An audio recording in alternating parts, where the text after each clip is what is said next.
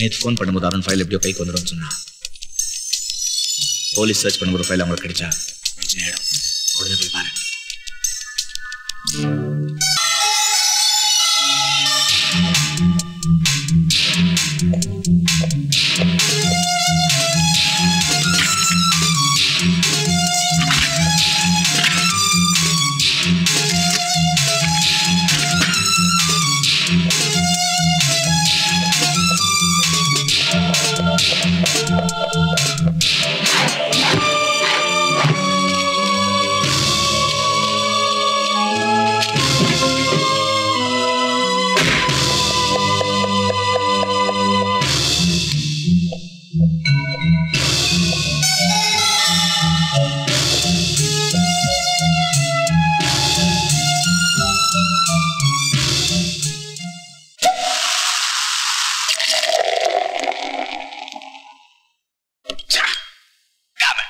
சொல்லு என்ன பண்ண? நோ நோ, எந்த பிரச்சனை இருந்தாலும் நமக்குள்ள ஆறுதல் சொல்லிக்கணும்.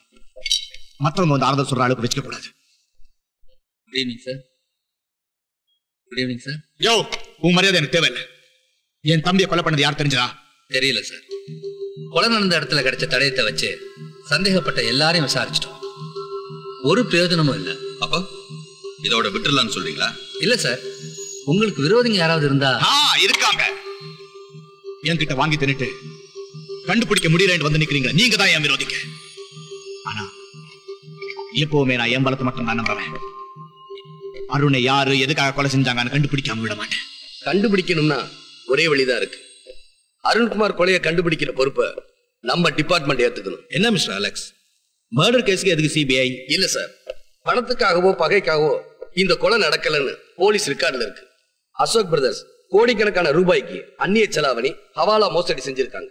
இந்த மோசடி எப்படி எல்லாம் நடந்துச்சு, சென்ட்ரல்ல ஸ்டேட்ல அதுல ஈடுபட்ட அரசியல்வாதிங்க அதிகாரிங்க இவங்களை பத்தின எல்லா டீடைல்ஸோட ஒரு ஃபைலை நம்ம டிபார்ட்மெண்ட்டை சேர்ந்த காந்திராஜன் ரெடி பண்ணார்.